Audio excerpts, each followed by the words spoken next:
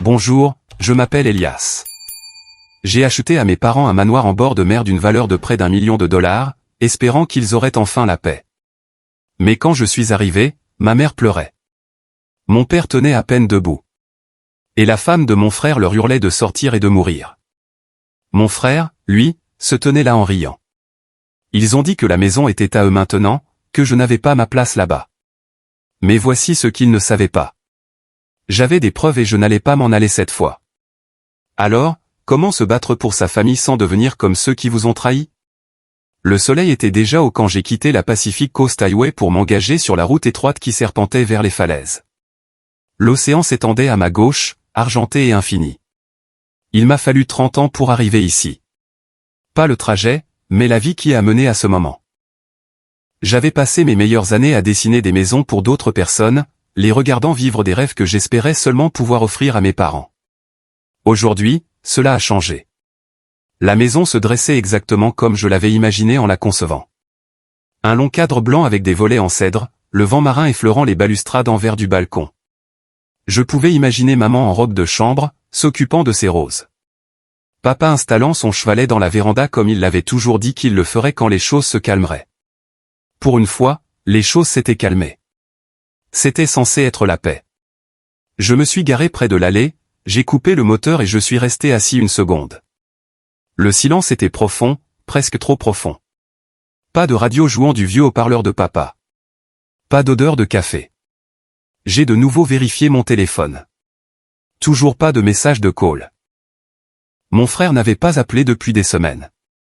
Il avait manqué le dîner dimanche dernier. Ignorait l'anniversaire de maman.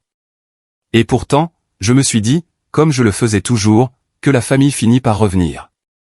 J'ai attrapé la petite boîte avec les clés et l'enveloppe contenant le titre de propriété, j'ai remonté le chemin et j'ai remarqué quelque chose qui m'a glacé le sang.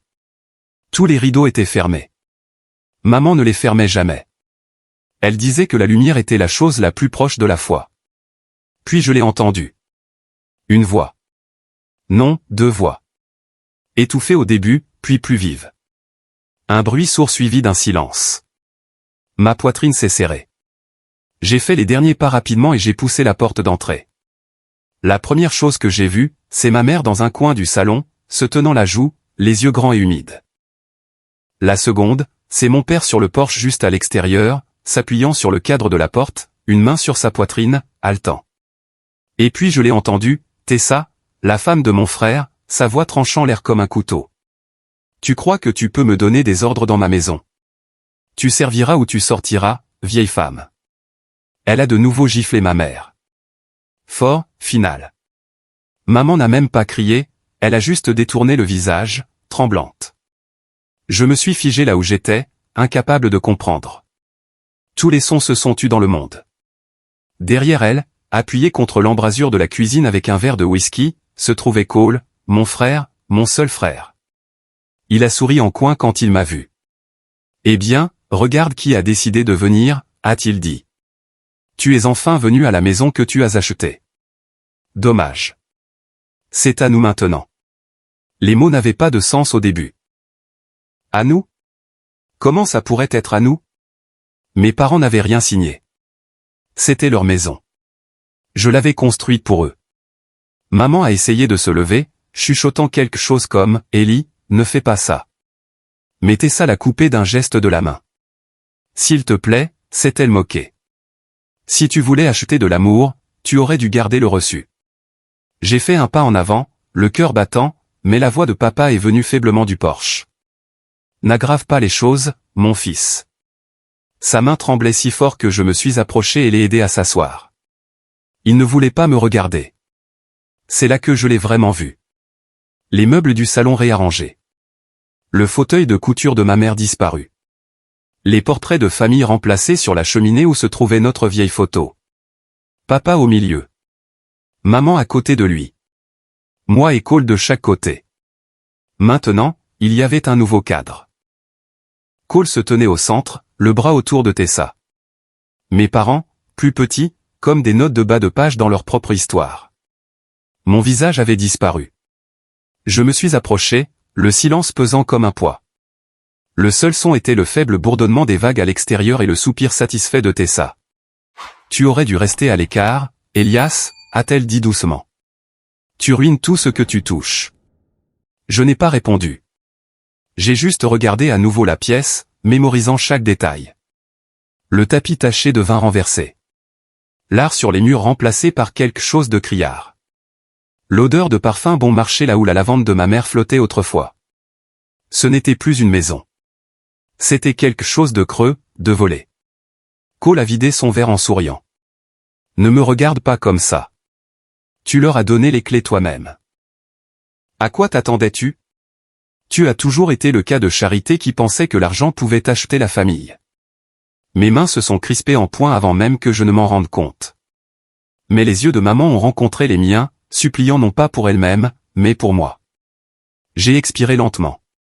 Pas de cris, pas de menaces, juste le silence. Je me suis retourné, guidant papa vers le porche. L'air marin nous a frappés tous les deux, vif et froid. Il a attrapé ma manche, la voix tremblante. Ne fais pas de problème. S'il te plaît, laisse tomber. J'ai hoché la tête, bien que je ne puisse pas. Pas vraiment. J'ai regardé à nouveau la maison. La lumière du soleil frappait le boîtier métallique de la caméra de la sonnette que j'avais installée il y a quelques semaines. Un de ces nouveaux modèles qui sauvegardent sur le cloud. Je l'avais installé moi-même. Personne n'avait pensé à la déconnecter. J'ai pris une profonde inspiration, le vent salé me brûlant la gorge. Chaque maison a des murs, ai chuchoté plus pour moi-même que pour quiconque. Et les murs se souviennent. Je suis remonté dans la voiture, les mains tremblant encore, mais ma voix stable dans ma tête. Et c'est là que j'ai réalisé que parfois, le silence n'est pas la paix. C'est la préparation. Le moteur était éteint, mais mes mains restaient crispées sur le volant. Je n'ai pas cligné des yeux pendant longtemps. Je ne pouvais pas.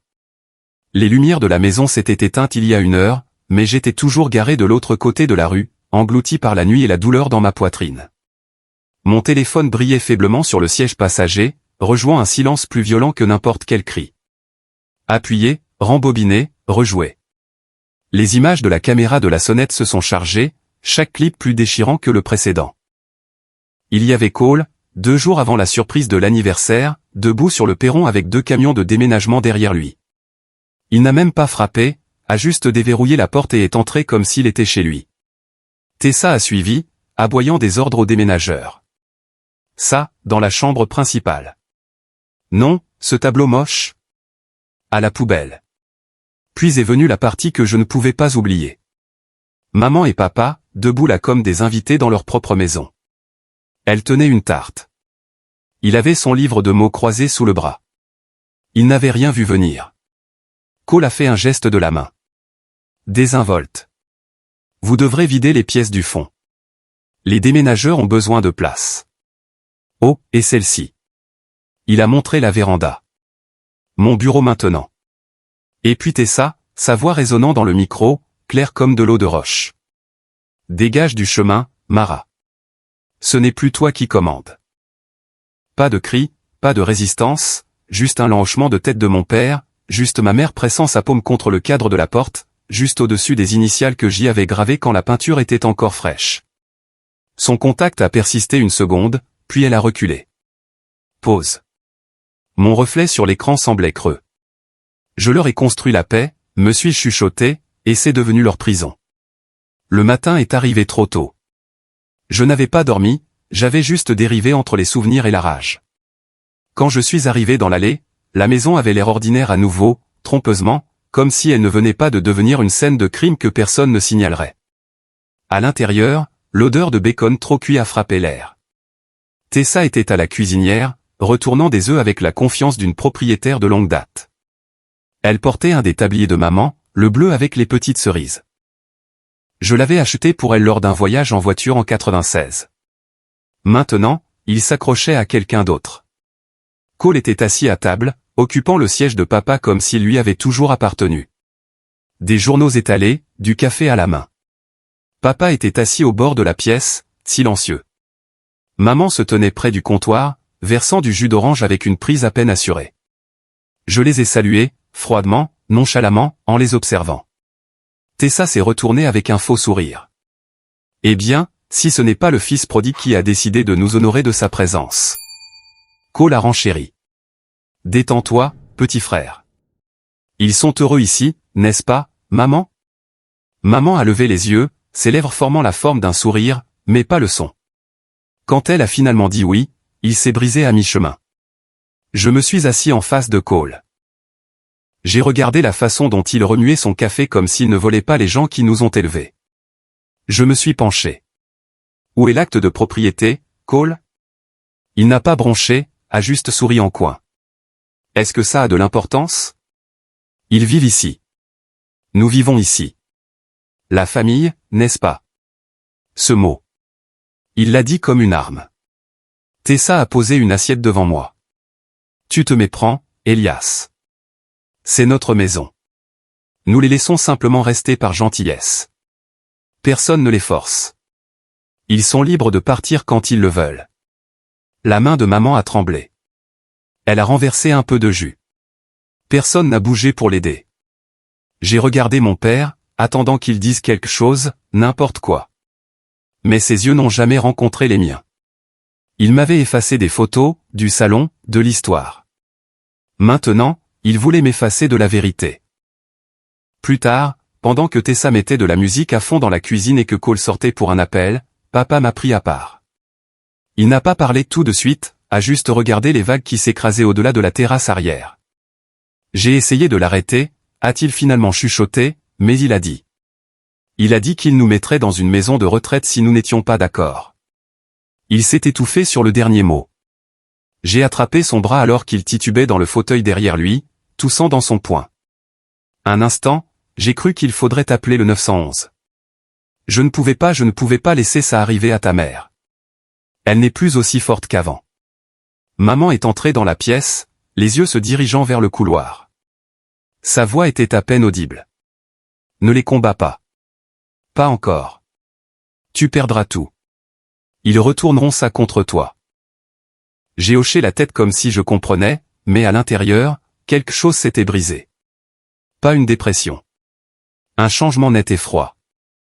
La vieille peur de briser la famille, de causer de la douleur, s'était dissoute. Ce qui a pris sa place était plus vif, plus intelligent. Cette nuit-là, la lune était de nouveau sortie, pâle et indifférente. Je me tenais sur le porche avec l'océan qui bourdonnait derrière moi et la caméra de la sonnette qui clignotait régulièrement à côté de moi, enregistrant toujours, écoutant toujours. J'ai sorti mon téléphone, j'ai fait défiler les clips sauvegardés, le déménagement, les menaces, la façon dont mon nom avait disparu de chaque centimètre de cet endroit. J'ai mis chacun en signet. Pas pour la vengeance, pour la vérité. Bien, ai-je marmonné. Si la maison dit des mensonges, je la laisserai dire la vérité. Le vent s'est levé, mais je n'avais plus froid. J'ai joué une autre vidéo, la suivante dans la file d'attente, et c'est là que je l'ai entendue. Bas, à peine audible, mais indéniable. Une voix, la voix de Cole, mais il ne parlait pas à Tessa. Non, il chuchotait à quelqu'un d'autre. Au moment où j'ai entendu la voix de Cole dans cet enregistrement, une étrange immobilité s'est installée en moi. Il ne parlait pas à Tessa. Il chuchotait à quelqu'un, bas, délibéré. Quelque chose sur le fait de bien choisir son moment et de s'assurer qu'il soit, trop fatigué pour se battre. Cela seul suffisait à glacer le sang. Je n'ai pas reconnu l'autre voix. Mais je savais une chose. Ce n'était pas seulement une prise de contrôle. C'était prémédité, et j'en avais fini d'être l'observateur silencieux. 3 jours ont passé. Je n'ai rien dit. J'ai joué le rôle, le fils passif et fatigué qui laissait les choses aller. Et puis, juste avant le coucher du soleil, Cole a appelé. Et mec, a-t-il dit, d'un ton léger comme si de rien n'était. On fait un dîner de famille ce soir. Tu devrais venir. Pas de drame, juste de la nourriture. Comme au bon vieux temps. Je n'ai pas hésité. Bien sûr, ai-je dit, comme au bon vieux temps.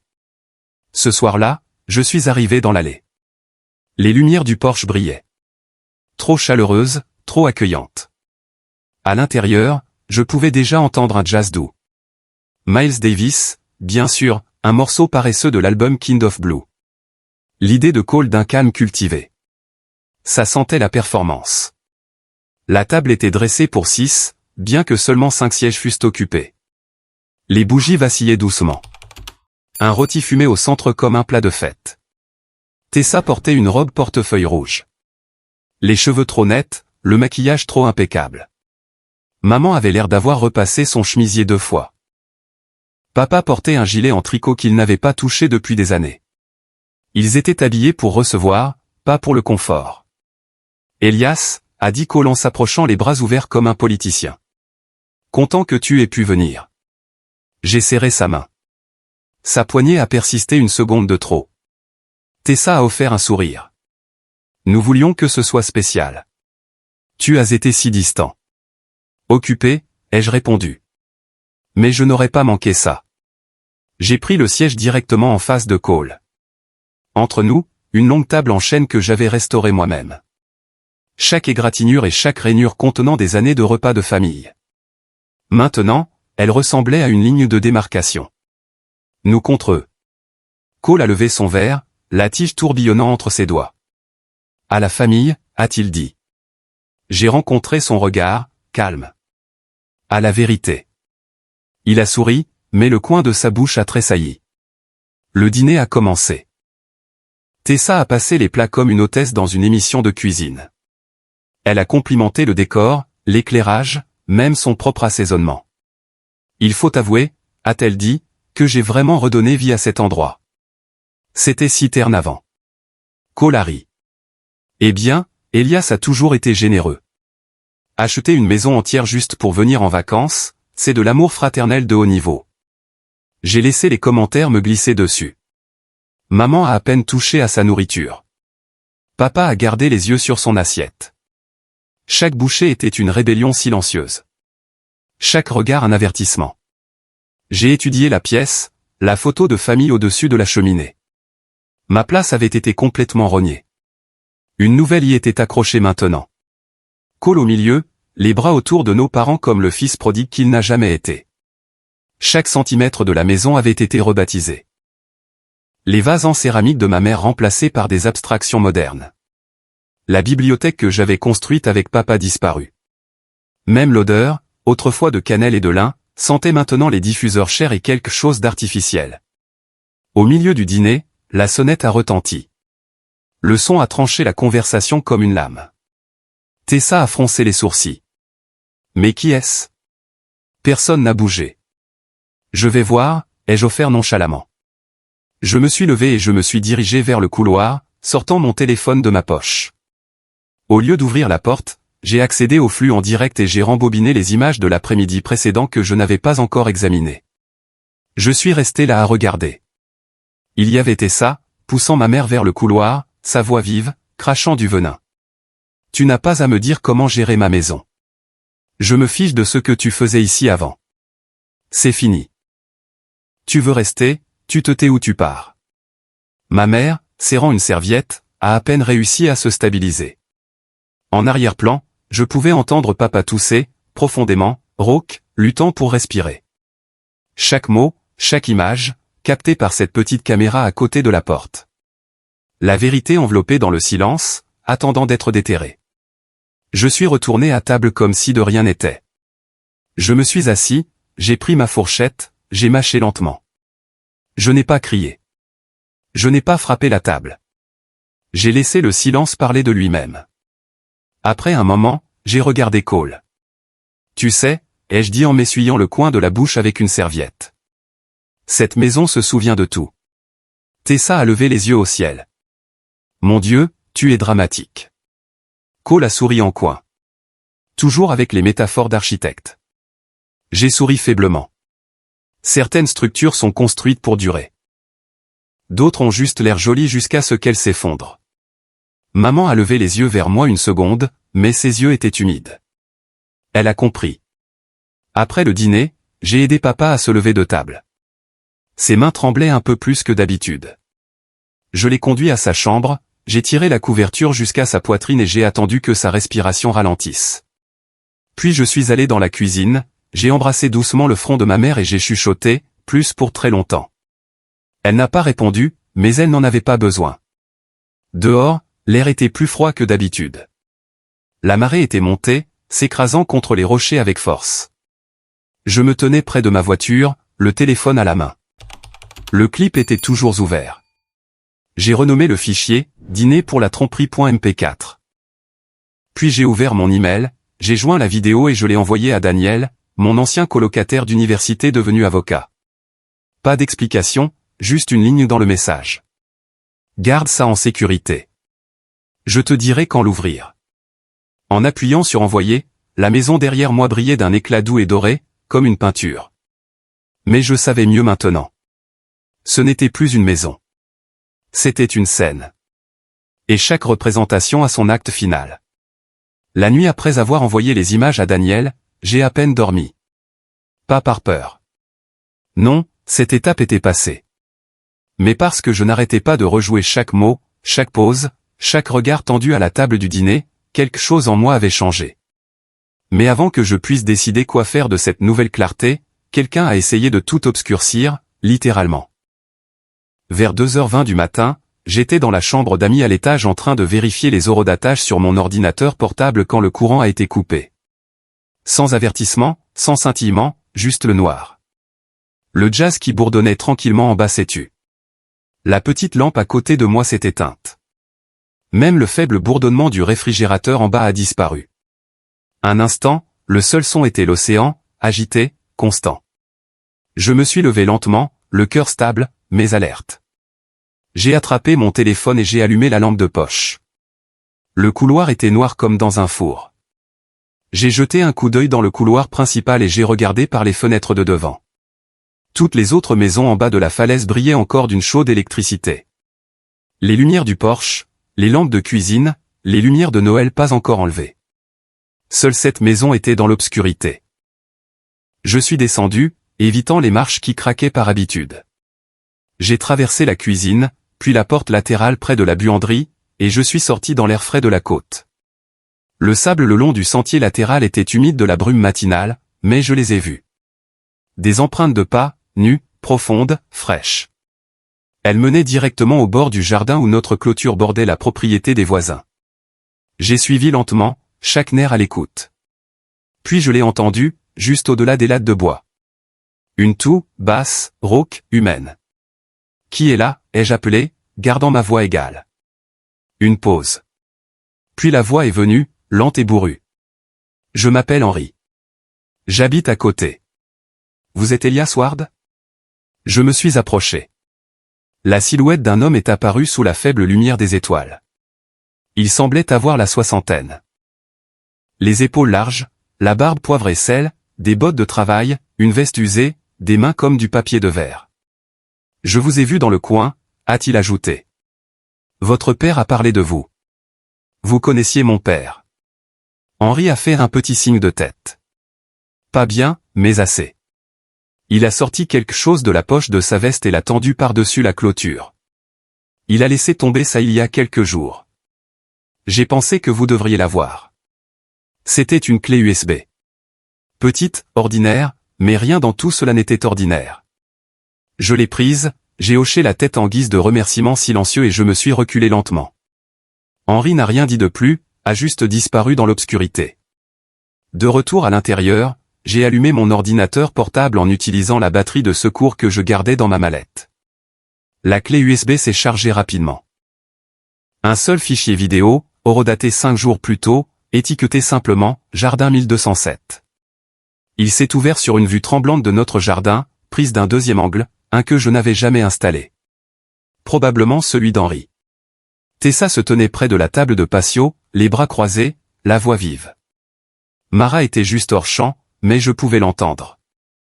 J'ai dit que j'arroserais les plantes dans un instant, a dit ma mère, calme mais lasse. Tessa a répliqué. Tu le feras maintenant si tu veux continuer à dormir à l'intérieur. En arrière-plan, Cole se prélassait sur une chaise longue, un verre à la main, le visage détourné. Puis, faiblement, la voix d'Henri, à peine audible de l'autre côté de la clôture.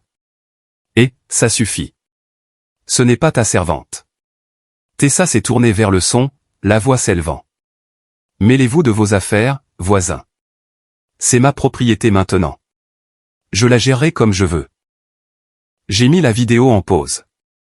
Mes mains se sont resserrées sur les bords de l'ordinateur portable. Même ton, même poison. Mais ensuite, juste avant la fin de la vidéo, un autre moment, qui a tout arrêté. Mon père est entré dans le champ, lentement, prudemment, et s'est approché de la clôture. Il n'a pas regardé vers la maison, juste de l'autre côté. « Henri » a-t-il chuchoté à peine plus fort que le vent. « S'il te plaît, garde ça en sécurité. Mon fils en aura besoin. » J'ai arrêté la vidéo et je suis resté là, sans bouger.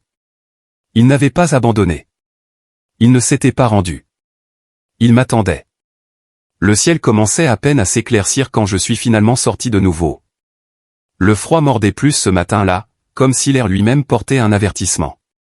Mara m'a trouvé assis sur les marches du porche, l'ordinateur portable sur les genoux, montrant toujours l'image figée du visage fatigué mais déterminé d'Harold. Elle s'est assise à côté de moi sans un mot pendant un moment. Puis doucement, il voulait te protéger. Il pensait que si tu les combattais, ils te détruiraient aussi. Je ne l'ai pas regardé. Ils ont déjà essayé. Sa main a trouvé la mienne. Un geste rare, simple mais rassurant. Nous sommes restés silencieux, a-t-elle dit. Nous pensions que le silence était la survie, mais cela leur a juste fait de la place. J'ai hoché la tête, regardant vers la clôture. Plus maintenant. Vers 7 heures, je me suis promené le long du jardin.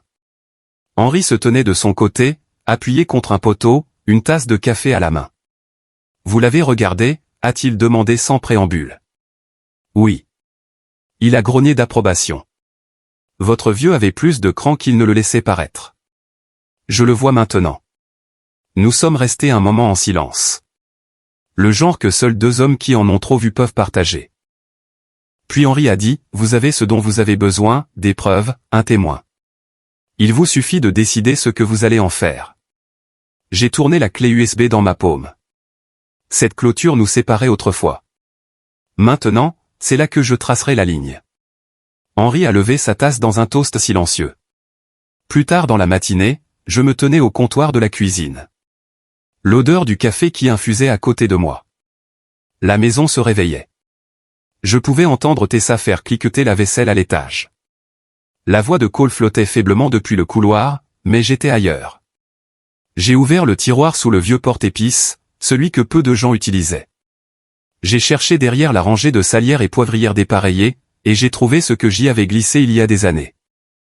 Un mince dossier contenant l'acte de propriété original en papier, encore impeccable, portant toujours mon nom. Le souvenir m'a frappé comme une vague s'écrasant contre un rocher. La vieille boîte de classement dans le placard de mon appartement. Je ne l'avais pas ouverte depuis des années, pas depuis que j'étais retourné à San José, mais je savais exactement ce qui y était enterré. J'ai quitté mon tréteau ce matin-là, le ciel s'accrochant encore à l'aube, et j'ai remonté la sinueuse 101 comme un homme chassant des fantômes. Le temps que j'entre dans mon appartement, le soleil traçait des lignes vives à travers les stores, coupant le courrier non ouvert et le vieux matériel de dessin. J'avais l'impression d'entrer dans une autre vie, une où les choses avaient encore un sens. J'ai écarté les boîtes de dossiers fiscaux, les relevés de comptes en souffrance, les plans de maisons qui n'ont jamais été construites. Et là, c'était, une boîte en métal noir usé, ses coins cabossés, sa clé scotchée au fond comme une pensée paresseuse. À l'intérieur, parmi des documents délavés et des reçus cassants, je l'ai trouvé. Du papier couleur crème, des bords impeccables, mon nom à l'encre permanente, acte de donation, 60e anniversaire de mariage, la maison, le terrain, la clause qui stipulait que mes parents conserveraient tous les droits de résidence à vie, et sous, donateur, un seul nom, le mien. Aucune mention de Cole, aucune mention de Tessa, aucune propriété partagée, aucune échappatoire juridique. Je me suis souvenu de l'avoir signé dans un bureau calme avec mon avocat et un notaire. Je me suis souvenu de ma mère me tenant la main pendant que mon père s'éclaircissait la gorge et marmonnait, « Il en fait trop ». Et je me suis souvenu d'avoir dit, « Ce n'est pas trop si ça vous donne la paix ». Maintenant, en regardant le sceau en relief pressé dans le coin inférieur droit, j'ai chuchoté, « Ce n'est pas juste un bout de papier. C'est la ligne entre la vérité et le vol ». Le même après-midi, je suis retourné. Le manoir se dressait sous le même soleil, la même brise marine serpentant à travers les pins. Mais le silence qu'il portait n'était pas le même. Il ressemblait à la respiration avant une tempête. Je n'ai pas frappé. Cole était étendu dans la véranda, un verre de whisky à la main. Malgré l'heure, Tessa était assise à proximité, le téléphone dans une main, les jambes repliées sous elle sur le canapé. Aucun d'eux n'a bougé quand je suis entré. Je me suis dirigé directement vers la table à manger en chaîne et j'ai posé l'enveloppe avec un soin délibéré. Le poids à l'intérieur n'était pas lourd, mais il semblait être du granit dans ma main. « Vous avez vécu dans une maison qui ne vous appartient pas ?» ai-je dit d'un ton égal. Cole ne s'est même pas redressé. Il a laissé échapper un rire sec. « Oh, allons. On recommence ? Tu leur as donné, tu te souviens ? Joyeux anniversaire, maman et papa. Je leur ai donné, ai-je dit. Ma voix n'a pas monté. Pas à vous. Tessa a levé les yeux au ciel. Toujours à te prendre pour un martyr, Elias. Tu as disparu pendant 10 ans, et maintenant tu veux jouer au héros. Je l'ai ignoré. J'ai ouvert l'enveloppe, j'ai déplié l'acte de propriété et je l'ai posé soigneusement sur la table pour que le seau attrape la lumière du soleil. Ils ont tous les deux regardé. Le rebondissement s'était arrivé. C'est l'acte de propriété original, ai-je dit. Il est notarié, déposé, légal. Il me nomme comme unique propriétaire et stipule clairement que maman et papa ont le droit de vivre ici pour le reste de leur vie. J'ai tourné le papier pour qu'il leur fasse face. Il n'y a aucune clause de copropriété, aucun transfert, aucun droit d'occupation pour quiconque d'autre, surtout pas vous. Tessa s'est levée brusquement. Tu penses qu'un bout de papier change quoi que ce soit ? Nous vivons ici. Nous nous occupons d'eux. C'est ce qui compte. Ce papier signifie tout au tribunal, ai-je répondu. Et vous ne vous occupez pas d'eux. Vous les terrorisez. La mâchoire de Cole s'est crispée. Tu n'oserais pas traîner toute la famille dans un procès. Je l'ai regardé, calme, stable. Pas besoin de traîner qui que ce soit. La loi entre d'elle-même quand elle voit une fraude. Derrière eux, j'ai remarqué un mouvement. Mara était entrée dans la pièce, sa main agrippant le bras d'Harold.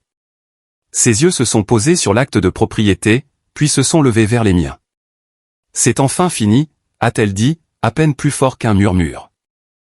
Harold n'a pas parlé, mais il a levé une main tremblante et l'a posée à plat sur la table à côté de la mienne. C'était le plus petit des gestes, et il disait tout. Mais je n'ai pas célébré. Pas encore. Je les ai regardés tous les deux droits dans leur façade suffisante et fissurée. Je ne vous jette pas dehors aujourd'hui, ai-je dit. Pas parce que je ne peux pas, mais parce que je veux que vous compreniez ce qui va suivre. Tessa a ouvert la bouche, mais j'ai levé la main. Elle s'est arrêtée. À partir de ce moment, ai-je poursuivi, vous ne leur parlerez plus de la manière dont vous l'avez fait. Vous n'élèverez pas la voix. Vous ne toucherez à rien qui n'est pas à vous, car si vous le faites, la prochaine fois, je ne viendrai pas seul. Il n'y avait aucune menace dans ma voix, juste la vérité, et la vérité frappe plus fort que les menaces. Cole n'a pas répondu. Il a juste regardé, son sourire en coin disparu. Tessa n'a rien dit, mais ses yeux se sont de nouveau posés sur l'acte de propriété, calculant. Derrière moi, j'ai senti la prise de mon père se resserrer très légèrement. Il était toujours debout, toujours fier. Je suis sorti sur le porche. Le soleil avait baissé, projetant de longs doigts dorés sur le chemin de gravier. De derrière la porte, j'ai entendu Cole murmurer, il bluffe. Puis la voix de Tessa, plate. Alors pourquoi sa voix tremblait-elle moins que la tienne ? J'ai souri. En me retournant pour partir, j'ai vu Henri près de la clôture, les mains dans les poches de sa veste, regardant comme un homme qui avait déjà vu ce film. Il n'a pas fait de signe de la main. Il n'a pas parlé. Juste un signe de tête. Silencieux, solide. Le genre de signe de tête qui dit « Vous faites ce qui doit être fait ». Je lui ai rendu le même. Pas de mots, juste de la compréhension. Parce que parfois, le silence n'est pas la reddition, c'est la précision. Et ça. Ce n'était que le premier coup. J'ai à peine dormi cette nuit-là. Non pas parce que j'avais peur, mais parce que je savais ce qui allait arriver. Le lendemain matin, j'ai quitté San José avant le lever du soleil. La route côtière était calme, le ciel portait encore son pyjama gris pâle. Je suis arrivé au manoir vers 7 heures, m'attendant au silence. Au lieu de cela, j'ai vu 2 voitures de shérif garées devant. Mon estomac s'est noué. Je suis sorti du camion lentement, observant la scène. Tessa se tenait en haut des marches du porche, les bras croisés fermement sur sa poitrine, les lèvres pincées dans une performance d'indignation. Derrière elle, Cole faisait les 100 pas comme un animal en cage, les cheveux en désordre, sa voix montant et descendant avec accusation. Puis la portière du conducteur d'une des voitures de patrouille s'est ouverte, et une silhouette familière en est sortie. « Bonjour, alias », a déclaré l'officier Ana Ramirez. Son ton était neutre, mais ses yeux l'ont trahi. Elle a reconnu le coup monté. Nous avons reçu un appel pour une altercation. Possible maltraitance de personnes âgées. Le nom signalé était le vôtre. J'ai regardé au-delà d'elle, vers Cole et Tessa. Bien sûr. Elle essaie de retourner toute cette affaire, ai-je dit calmement. Mais je suis venu préparer. Dessous ma veste, j'ai sorti l'enveloppe brune que je portais depuis des jours, l'acte de propriété, les images, le témoignage écrit d'Henri. Je l'ai remise sans broncher. Cette maison est à mon nom. Elle l'est depuis des années. Mes parents sont les seuls à avoir le droit d'y séjourner à vie. C'est de là. Je me suis retourné pour regarder Cole et Tessa. Nos invités qui ont abusé de leur hospitalité. Ramirez a feuilleté les documents, ses yeux se plissant. Madame Tessa Ward, a-t-elle dit en s'avançant. Pouvez-vous expliquer pourquoi votre nom n'apparaît nulle part sur cet acte de propriété? Tessa a cligné des yeux rapidement. C'est un malentendu. Elias sait que nous vivons ici. Nous avons aidé avec la maison, aidé ses parents.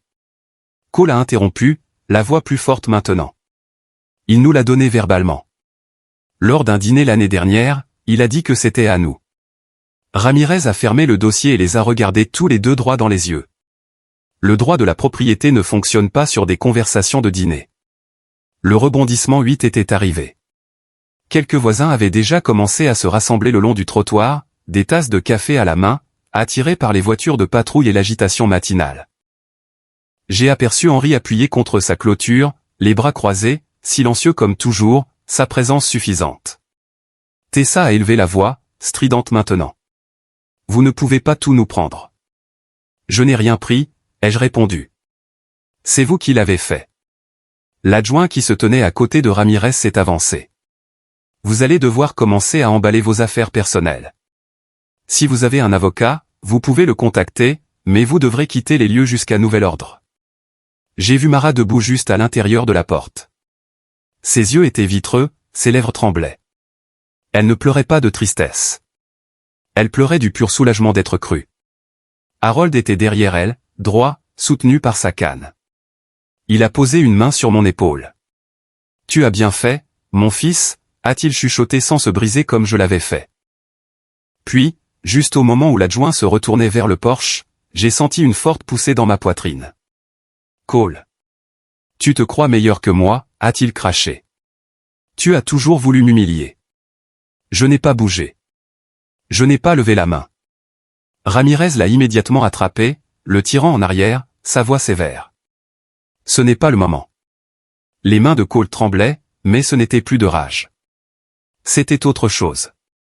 C'était censé être à moi, a-t-il hurlé, craquant sous des années de ressentiment. Papa a promis.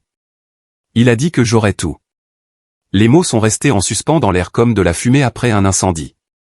Il ne protégeait personne. Il ne survivait pas. Il était simplement jaloux. Le rebondissement 9 n'a pas été crié.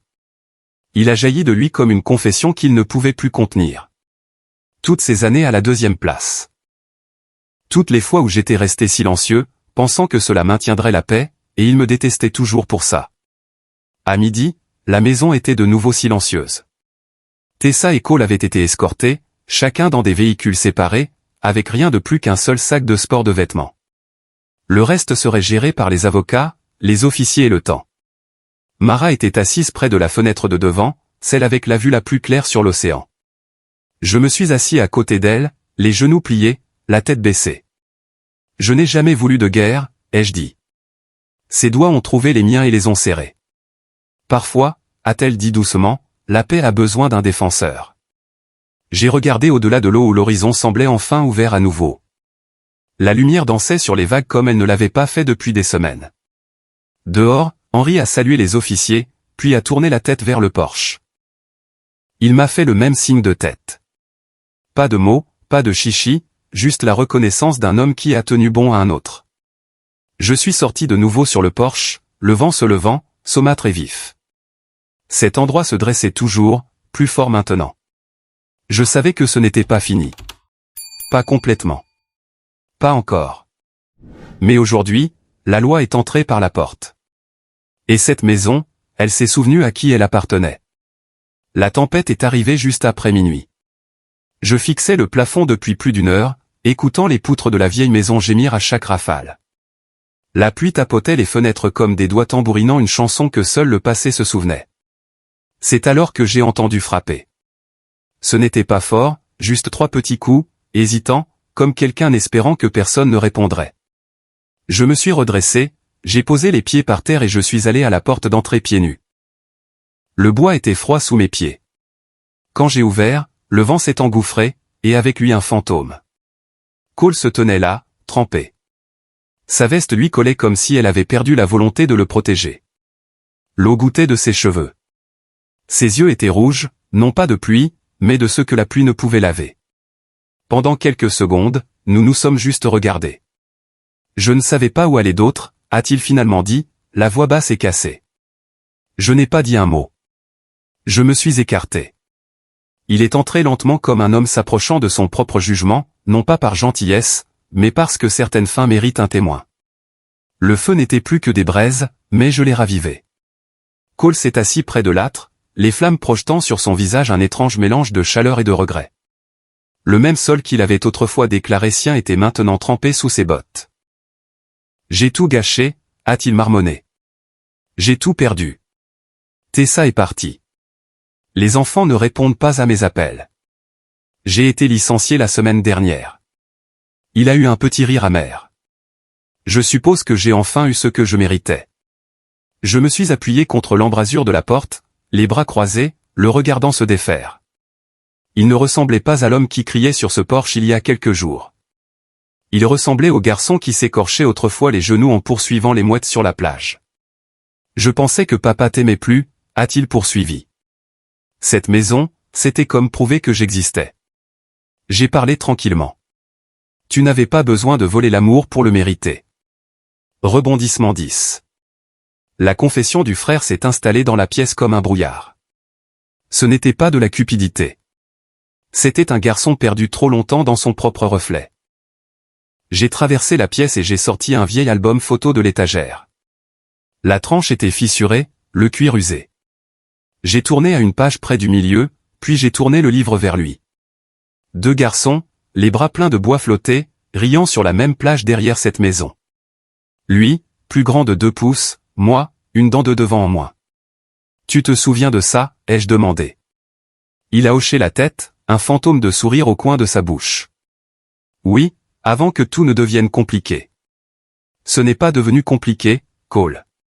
Tu l'as rendu cruel. Il a fixé le feu. Tu as raison. Un temps est passé. Puis il a de nouveau levé les yeux, sa voix plus petite maintenant. Je ne peux pas réparer ce que j'ai fait, mais s'il te plaît, ne les laisse pas me détester pour toujours. Ses larmes n'étaient pas dramatiques. Elles sont simplement tombées comme un homme trop fatigué pour les arrêter. Je ne sais pas ce qui s'est adouci en premier, mes poings ou ma colonne vertébrale, mais quelque chose a lâché. Je ne te déteste pas, ai-je dit. Mais je ne peux pas te sauver non plus. Cole a hoché la tête. C'était la différence maintenant. Il ne s'est pas défendu. Il a accepté le poids. Depuis le couloir, des pas feutrés. Mara est apparue, enveloppée dans sa vieille robe de chambre. Elle a regardé Cole comme on pourrait regarder une boîte laissée sur le trottoir sous la pluie. Endommagée mais pas jetée. Elle lui a tendu une serviette et a dit un seul mot. Mange. Il l'a prise, les yeux écarquillés comme s'il ne s'attendait même pas à ça. Du fond de la pièce, la voix de mon père. Assieds-toi. Cole a obéi. Le silence qui a suivi n'était pas vide. Il était plein, fragile, honnête. Dehors, la tempête a commencé à se calmer, comme si même la nature avait fait une pause pour respirer. Cole a passé la nuit dans la vieille chambre d'amis, la même où notre oncle avait l'habitude de s'écraser quand la vie devenait trop dure. C'est drôle comme les cycles se répètent. Je suis resté allongé dans mon lit, écoutant l'océan gronder contre les rochers. Pour la première fois depuis des semaines, je ne jouais pas à des jeux d'échecs mentaux. Pas de stratégie, pas de coup, juste une interrogation silencieuse. Quelqu'un peut-il vraiment changer? Ou se lasse-t-il simplement de mener les mêmes batailles? Le temps que le ciel commence à s'éclaircir, il était parti. Dans la cuisine, à côté de l'évier, j'ai trouvé deux choses, son alliance et un mot griffonné au dos d'une liste de courses. Pour une fois, je pars sans prendre quelque chose. Je l'ai regardé un long moment. La bague était lourde dans ma paume, chaude de sa peau, froide de tout le reste. Je suis sorti au bord de la falaise derrière la maison. Le vent était vif mais pur. D'un simple geste du poignet, j'ai jeté la bague à la mer. Elle a disparu sans un bruit. Le matin était calme. Non pas le genre de silence qui vient du vide, mais la paix que l'on gagne après la tempête. La lumière se déversait par la fenêtre de la cuisine, attrapant le bord de la tasse de thé de Mara alors qu'elle la posait doucement sur le comptoir.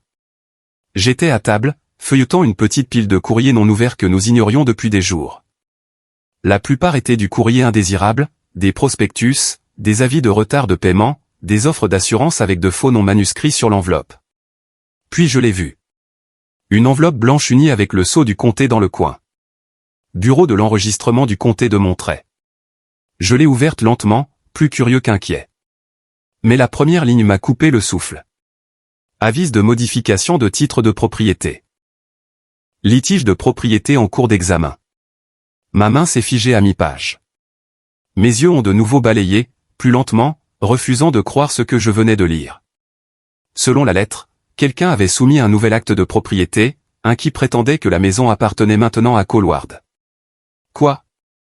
Ai-je chuchoté. Comment? Comment cela pourrait-il même exister? Mara s'est retournée de la cuisinière, son sourire s'effaçant. De quoi parles-tu? J'ai brandi la lettre. Ils examinent un nouvel acte de propriété. Quelqu'un a redéposé la propriété à son nom. Son visage est devenu pâle. Tu veux dire qu'il essaie encore? Aucune réponse ne semblait appropriée. Je suis simplement resté là, la chaleur du matin maintenant remplacée par un frisson dans ma colonne vertébrale. Je n'ai même pas fini mon petit déjeuner. Le temps que le palais de justice ouvre, j'étais déjà garé dehors dans une voiture embuée, agrippant le volant si fort qu'il craquait. À l'intérieur, la même greffière qui avait traité l'acte de propriété original de mes parents il y a 20 ans a levé les yeux avec une gentillesse lasse. Elias Ward, a-t-elle demandé en ajustant ses lunettes. J'ai entendu dire qu'il y avait un dépôt sous votre parcelle.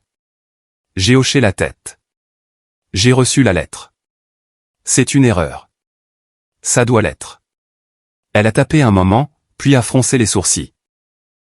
Oui. Un nouvel acte de propriété a été soumis la semaine dernière. Livré en main propre. Par qui? Une femme nommée Tessa Ward. Mon estomac s'est retourné.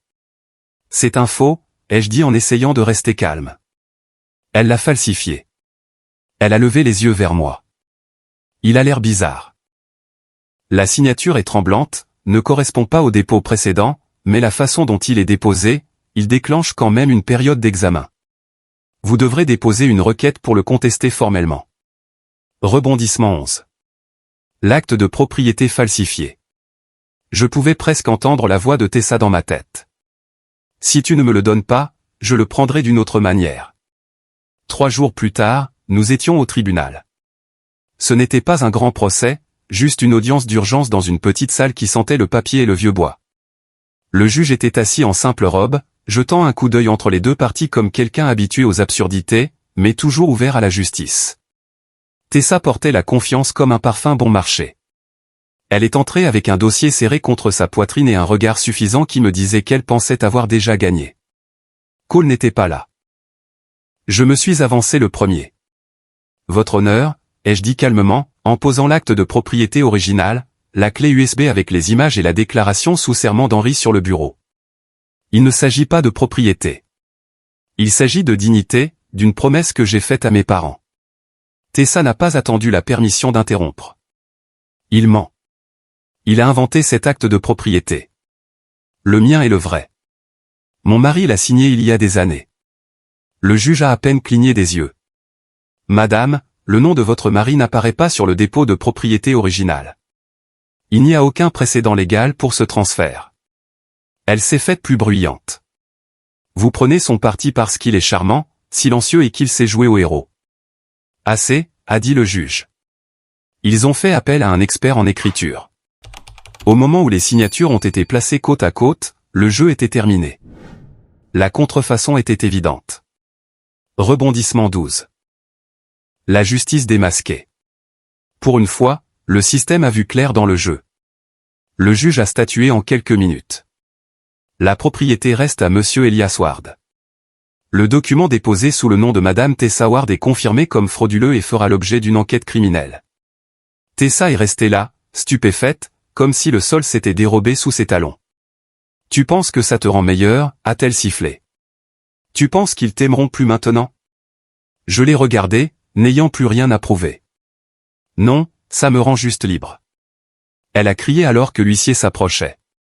Vous le regretterez. Vous le regretterez tous. Mais sa voix s'est dissoute dans le couloir vide. Ce soir-là, le feu crépitait dans l'âtre, comme s'il essayait de réchauffer plus que la pièce. Mara était recroquevillée avec une couverture sur ses genoux, les yeux sur la flamme.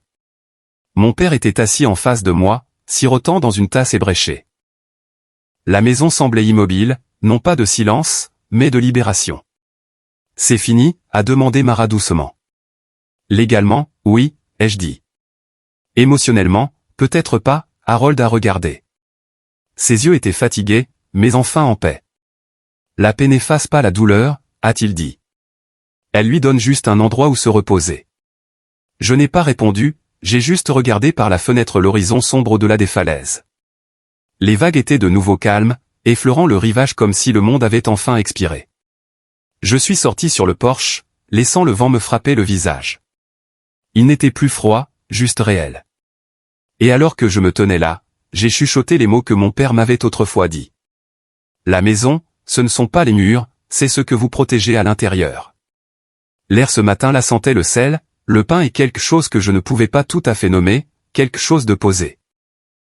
Je suis sorti pieds nus sur le porche, café à la main, ne m'attendant à rien de plus que le crissement habituel du gravier sous les pneus qui passe ou le cri des mouettes à la recherche de leur petit déjeuner. Mais elle était là, une petite boîte en bois posée doucement près de la porte d'entrée, comme si quelqu'un avait su exactement où je regarderais. Des bords usés, un loquet en laiton, et gravé sur le dessus, 3 simples lettres, HW. J'ai regardé un moment, incertain si je rêvais encore. Puis j'ai vu la note scotchée sur le couvercle, écrite de la main inimitable de mon père. Pour quand le bruit s'arrêtera enfin. Mon souffle s'est coupé. La marche du porche a craqué sous mon poids alors que je m'asseyais, le café refroidissant sur mes genoux. Je n'ai pas ouvert la boîte tout de suite. Je suis simplement resté assis là, la tenant, sentant son poids, pas lourd, mais solide, comme si elle avait attendu patiemment ce moment. Finalement, j'ai ouvert le loquet. À l'intérieur se trouvaient des lettres pliées liées avec de la ficelle, une poignée de photographies délavées et une petite boussole en laiton qui sentait encore faiblement le sel et le tabac, le genre que Harold gardait toujours dans la poche de son manteau à l'époque où il pêchait avant l'aube. La première lettre s'est ouverte comme un murmure. Si tu lis ceci, cela signifie que tu t'es tenu là où je me suis tenu un jour, entre la paix et la fierté. J'ai fait une pause, mes jointures effleurant ma joue où une larme était tombée. Sa voix vivait dans chaque mot. Non pas l'homme qui donnait des leçons ou des avertissements, mais l'homme qui connaissait le silence mieux que la parole. J'ai été dur avec Cole parce que je me voyais en lui. Un combat, pas de boussole. Et je me suis appuyé sur toi parce que tu étais stable. C'était mon erreur. J'ai transformé ta force en un fardeau. Chaque ligne décollait quelque chose que j'avais porté pendant des années. Une culpabilité que je pensais avoir méritée, une faute que j'avais portée comme une seconde peau. Tu étais l'encre, mon fils. Et les encres ne sont pas faites pour briller. Elles sont faites pour tenir quand tout le reste dérive. Je n'ai pas réalisé que je pleurais jusqu'à ce que la main de Mara se pose doucement sur mon épaule. Elle devait avoir entendu la porte d'entrée, ou peut-être avait-elle simplement senti le changement dans la maison. Il a laissé ça pour toi? A-t-elle demandé doucement. J'ai hoché la tête en lui tendant la boussole. Elle l'a tournée dans sa paume, les yeux brillants à la lumière du matin. Alors peut-être qu'il est temps de trouver où elle pointe.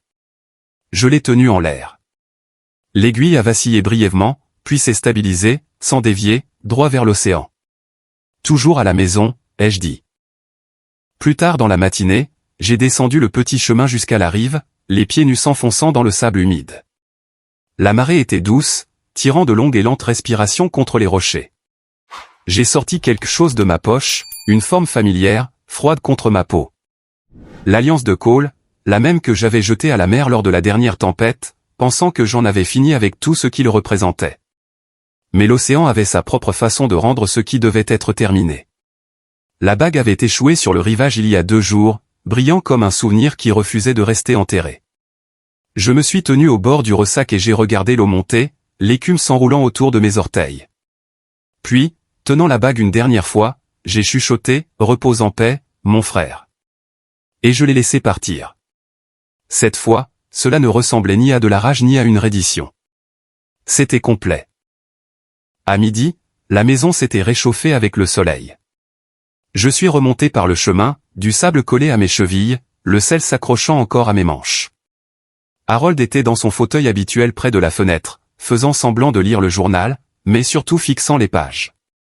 Mara a versé du café, fredonnant quelque chose de vieux sous sa barbe, quelque chose qu'elle chantait en préparant le dîner le dimanche.